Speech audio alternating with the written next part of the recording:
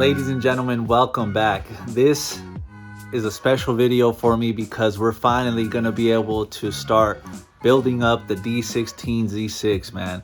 And although I've done a lot of work on engines themselves, I've never like fully built one up from scratch pretty much. So in the last video, we got the engine cleaned up and sprayed looking clean. So in this video, we're just going to continue that. We're going to start off cleaning these parts here. I got the oil pump and the rear main seal plate, and as you can see, they look terrible, man.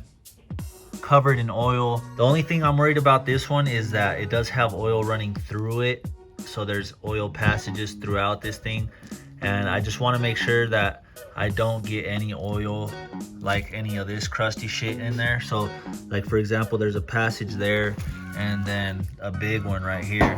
So actually there's another one back there. Look at that. I just want to clean them up as best as possible because since we got the engine looking nice, it creates, although it's cool, it creates more work going forward because I want to try to have everything looking just as good, because then it's going to look kind of weird with the engine being all nice and then the other parts being kind of shitty. So I got this. This is like meant to clean spray guns, but I mean, I figured I'd try it. It's a soft bristle brush, and then if anything, I could use the drill here with the actual wire wheel to clean up anything else that we can't really get to with the power washer.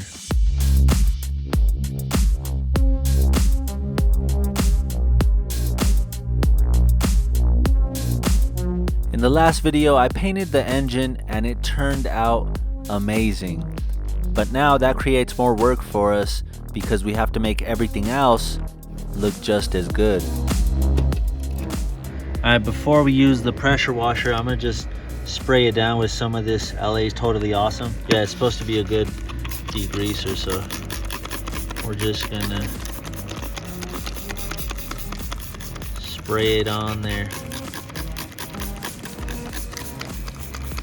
Yes, sir. The rear main seal plate is exactly what it sounds like. It houses the rear main seal, which then bolts onto the back of the engine on the crankshaft, creating a seal for the oil.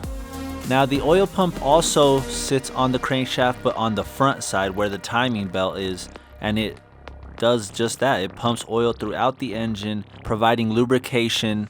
That way we don't have any catastrophic failures.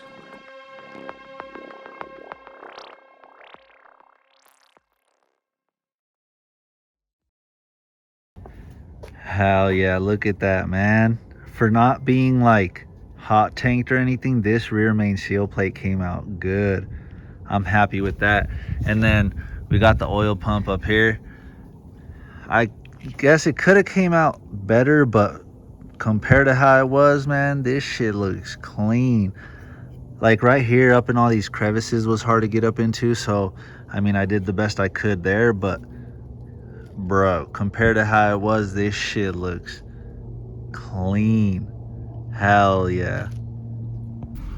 All right, made it out here to advance. Hopefully they should have, I looked it up, the plastic gauge and the assembly lube is what we're looking for.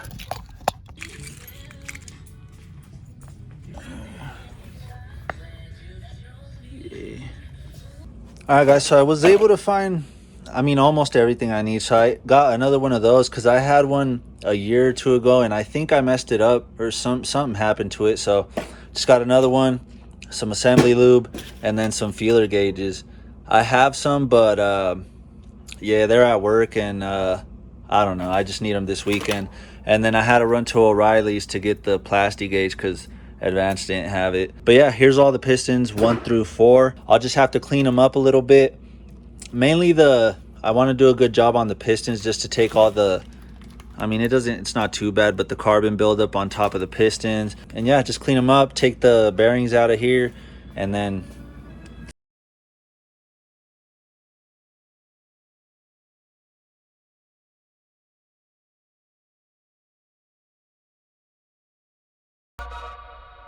alright, I'm gonna start off with the brass one just because I feel like it's hard enough to take all that off, but not hard not as hard as the steel one, to where I think it'll scratch up the metal. And then if it's not enough, then we'll just go straight to that one. And then just to keep it in order, everything in order, we'll start off with 1 and work our way 2, 3, 4.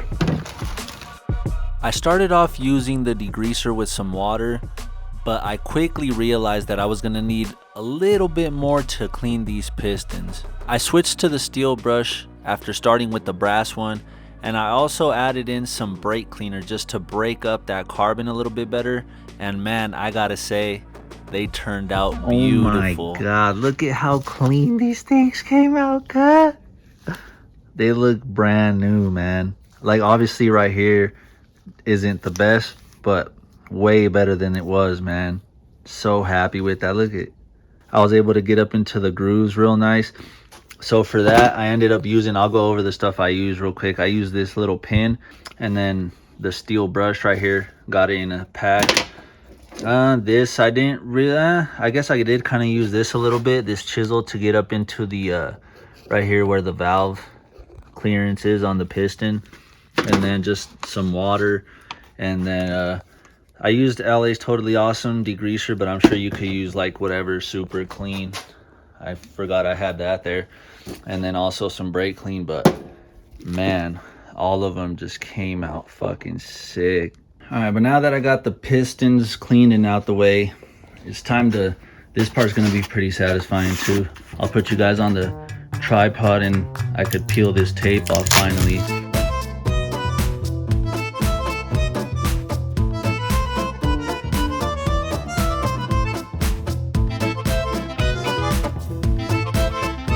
I used the yellow 3M tape to cover up the block before painting, that way I wouldn't get any spray into the cylinders, and it actually worked really good. But as you're gonna see, once I started taking it off, it turned out to be a mistake that I wasn't really ready for.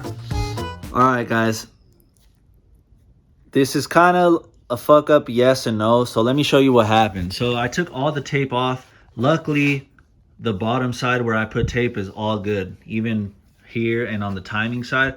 But on the deck of the block, like, you can clearly see it, all this residue from the tape. So what I think happened was, when I was using the heat gun to heat up the block after I painted it to cure the paint, it also heated up the tape, and it made it even more sticky, which, I mean, makes sense why it got stuck. But now, so like these bigger pieces, I can still go over it with the razor blade to take it off carefully, but I'll still have to go around the block to clean off all this sticky shit. But I've tried so many things. I've tried denatured alcohol, I've tried the degreaser, what else did I try? I tried just some glass cleaner and brake cleaner as well, and none of them worked. And I finally found the solution, bro. So let me show you. It's some WD-40 scuff pad. I guess, I mean, I have green and the maroon, but I feel like the green does a little bit better. And then you could just follow it up with microfiber to clean it up. So I already did a test spot here, and here you can tell how nice it is now. Like, this is how we want, completely flat and smooth and like clean, you know what I'm saying? I could tell there's nothing there, but I'm just gonna have to go around the whole deck of the block and just clean it up, man. There's, I mean, no really way around it. All right, guys, well, there it is. After about half an hour, I'd say my fingers hurt, bro. God damn. But anyway, she's looking super clean now. We don't have any of that sticky shit. Like, before, I would do this and you could just hear the glove getting stuck, but it even looks like we got it resurfaced now. Shit looks clean, God. All right, here's a look at the bottom and how nice it looks. So what I'm planning to do real quick before I put the bearings in, I want to spray some WD-40 on here, and just lightly, I'm gonna get the this one here, the maroon scuff pad, because it's a lighter scratch than the green one, and I'm just gonna clean that off because, yeah, I just want the new bearings to have something a little better to sit on. Not that you can really feel that, but just to clean it up a little bit better. I'm not looking to take any material off, just lightly on the top, that way we can clean them up. All right, there's a look at the cleaning. See, just super simple, but looks way better. And then I just took the bearings out of the main cap here, Those look pretty good. And then here's the bearings. They actually look like they were in really good shape, man. Obviously the rod ones looked a little more beat, but that's per usual. So yeah, other than some hiccups here and there, this engine looks pretty good. Oh my goodness, man. It's always the little stupid stuff that holds builds back. So you got the ACL race series fucking bearings here, and this is the main one for the mains 5M 1956 1957 HX standard. And the ones I need are just the ones with the H without the X, because the X signifies that there's a little bit of an extra oil clearance, and that's not what I want, man. But in my defense, like in the pictures on eBay, it says it's the fucking, I'll put it up on screen, it says it's the H, but they sent me the HX. I mean, the part number for the rods is fine, and then the thrust washers, but I'm gonna have to send it back as a full set. I already got the other one on order right now, but since it's Sunday, I can't take these to the post office right now, so I'll just wait till tomorrow. But man, it's always the small stuff, bro. Fuck, I'm trying to get you right, baby. I fucking love you. All right, guys, we finally have the parts that we need. So check it out. Now we have the 5M 1957H dash standard. So the other ones were HX, which gives a little bit of extra oil clearance, which we don't want. We just want everything standard. And then we got the standard rod bearings, thrust washers, and then we got the plastic gauge for the clearances on the bearings.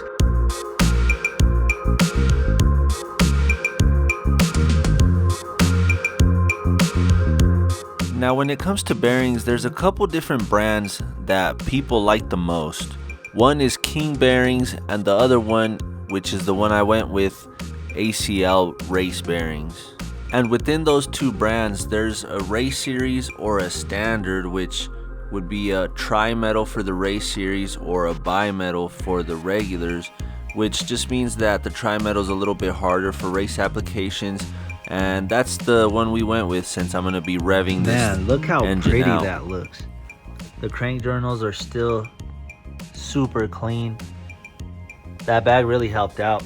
But then let me turn on my flashlight here. You could see, oh my bad, right there, you could see where the thrust bearings ride right here, because it's different. So it's different than here. See, so you can see the difference, how right here it's just looks regular, it's not machined or anything, but on this one there's that little extra care that they put into it right there. See how it's different? Also, by looking at this, I just realized I don't think I have any flywheel bolts, bruh. I don't know, maybe I do. I'm not sure though, because the engine that I'm using now came off an automatic, but the manual ones are a little bit longer because of the flywheel and shit. It's thicker than the flex plate on the auto. Anyway, I guess we'll cross that bridge when we get there. So now it's time to put the bearings onto the block.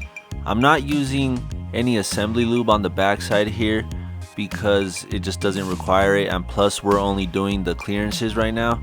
So I'm breaking down the little strip of plastic gauge to put onto the bearings. That way we can measure it. All right, guys, we got the crank. half of the bearing in there, and then we got the little plastic gauge pieces in there, so you can see how that goes. So then now have to put the rest of the bearings onto here, and then we can lay another piece of plastic gauge onto the crank journal, set this on top, and then we need to torque it down to spec, take it back off, and then measure to see what our clearance is. All right, now that's how it looks with the plastic gauge on the crank journal on the main. Now we just got to throw that on here, torque her down, and hopefully they're all within spec. I believe 1 and 5 have a different spec than 2, 3, and 4, so I'm gonna look that up real quick. So I use the impact just to snug these down, not like torque them, but just run them down real quick. And I honestly forgot when I took this apart that these 2 bolts in the middle are longer than the rest of them. So I had this long one sitting here, and then I'm like, what the hell? And then I was like, damn. And that's when I realized, I was like, holy shit, I didn't know where they went, but luckily I already had one of the long ones in here, so then it made sense. But So the first step is to torque them down to 18 foot-pounds, and then after that, I believe it's 38. And then I'm gonna have to check the sequence, but usually when you torque shit down, you start from the middle and work your way out. And when you unbolt stuff, you work from outside in.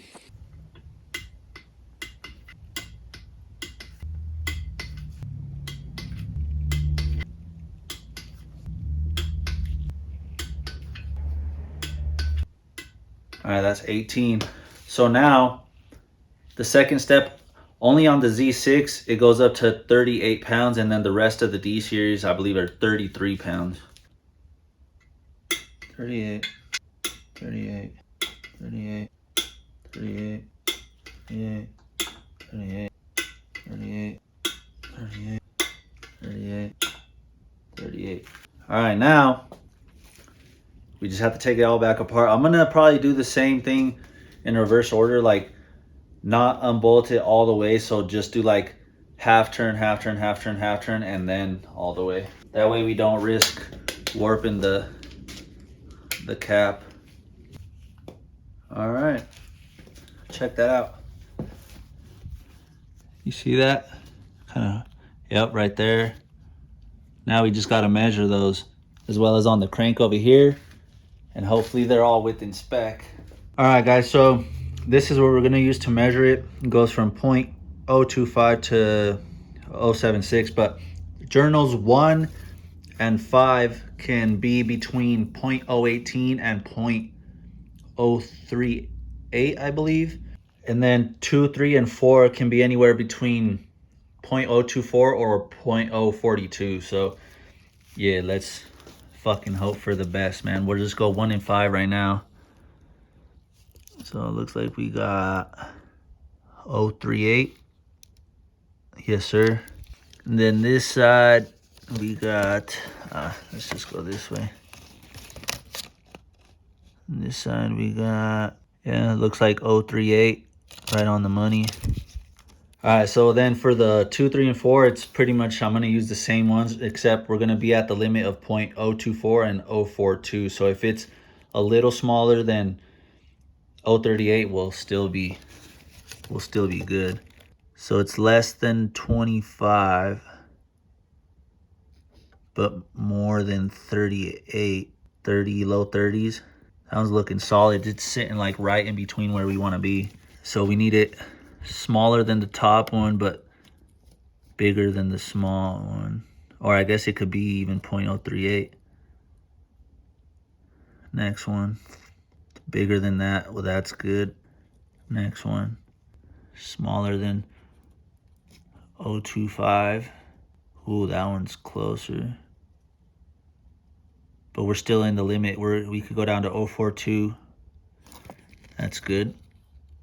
Yay. Ooh, let's go. All right, we're within spec for all of those, man. We're looking good, man.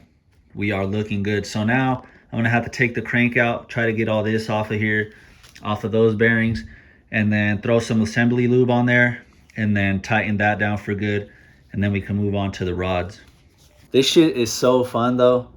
I can't wait till this is my full-time job and I could just focus on this all the time. But man, the time working on my cars just flies by, man. I don't even feel like I'm working. This shit's so sick. All right, so real quick, people have confusion as to how these thrust washers go. So the easiest way to remember is the flat side of the thrust washer sits flat on the block here. And there's only one place you could put them, so you can see it kind of has the cutout right there. And then the other ones just look normal. So yeah, flat side on the block, because the wording on the manual, I believe it says groove side faces out, which, I mean, it makes sense, but some people, I guess, have problem with the wording, meaning that the grooves point out towards the outside of the block. But yeah, it's easier just to remember flat on flat. So now that we measured the clearances, we can put in the crankshaft for good. So now I'm putting assembly lube onto the bearings, making sure they have something good to lubricate them. And you can see how they get lubricated when you start spinning the crank. But with that goes on the main cap, followed by the bolts, and now we can torque them down to spec and see if this crankshaft rotates freely.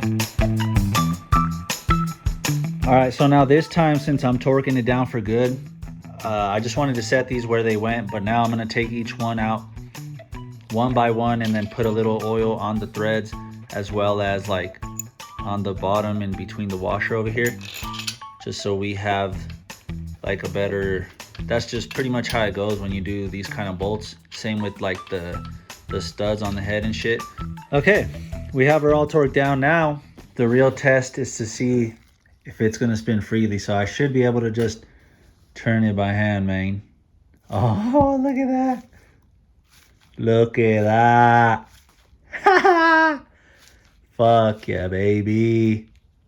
Let's go. All right, now that that's good, so we're gonna have to pretty much do shit individually here. But before we do the rod bearings, actually, where the fuck did that end up?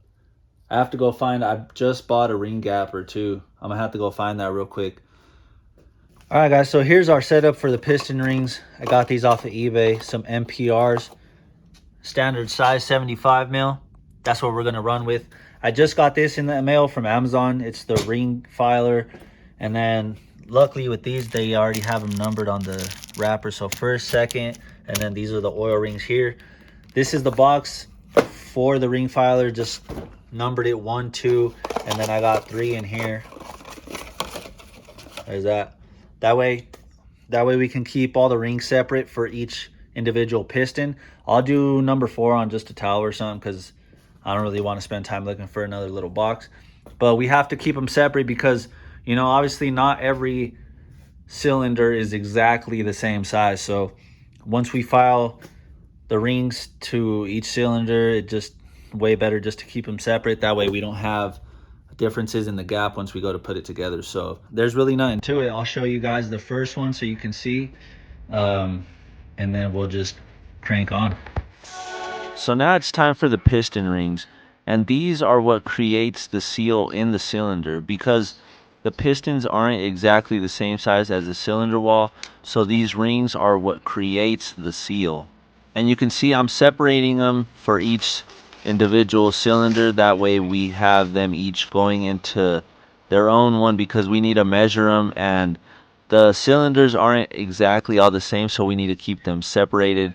I'm just marking them with 1, and this is the number 2 ring, so I'm putting 2 dashes on them. That way I don't even have to think about it when I go put it together.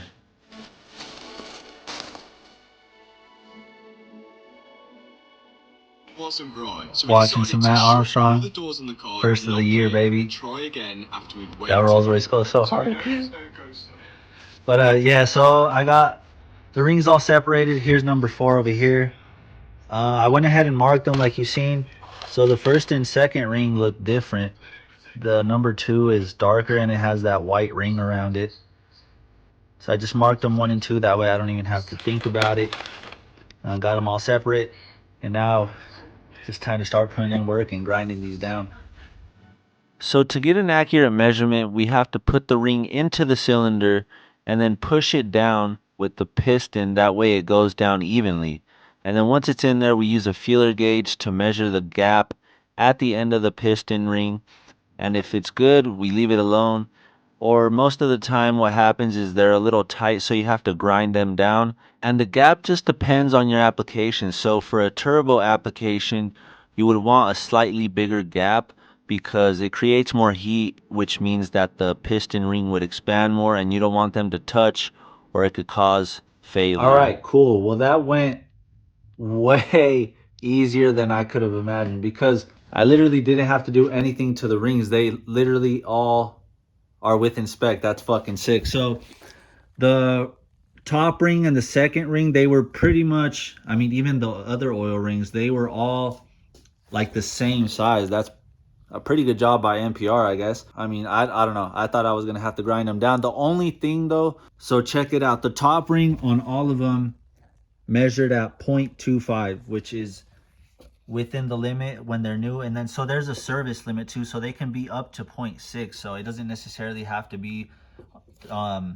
within the top range, but all the top rings were 0.25. And then the only thing I'm not like 100% happy with, but it's still okay, The second ring has a gap of 0.50, which is more than the new. So we have between a 0.3 and 0.45. It's okay because the limit's at 70, but I guess I would have liked for it to fall in that range, but I mean, it's well within the service limit. And then the oil rings, I just measured one from each, and they're well within the limit because that one's 0.2 to 0.7, and they were all good at like 0.25. So, but yeah, I'm so happy about not having to grind them down, because I know it takes a minute just to be like grinding it down and then test fitting it again, grinding, test fitting. And yeah, I was just prepared to do battle, but we're moving on, baby. Time to get these rings. So we're gonna get the rings on the pistons. I'm gonna do 2 at a time. So right now I got 1 and 4 down, so that way the rod doesn't go down and hit the journals. So I'll do 2 at a time. We'll just go ahead and start with 1 and 4 since they're already in place.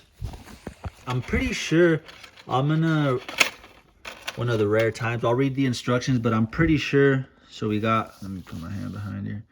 We got the N right here, and I'm pretty sure the letter, so that it has it on the first and second ring, and I'm pretty sure that letter goes faces up, but I'm gonna just double check again just to make sure. Okay, cool. So I guess it says it right on the box. So thoroughly clean the grooves, which we did. Fit the oil control, followed by compression rings in ascending order. Okay, from bottom to top. Take care to fit the rings with marked faces upwards and towards top of the piston. Okay, yeah. So the letter faces up, and then we'll just start from bottom to top. Let's go. All right, guys, I got piston number 1 ready to go. So I got each of these rings. You can see number 1 is pointed to this angle right here. You don't want to put a gap directly facing the thrust surface here or the pinhole. So we got the top ring here. Number 2, you can see the gap right there facing the other side, the other end.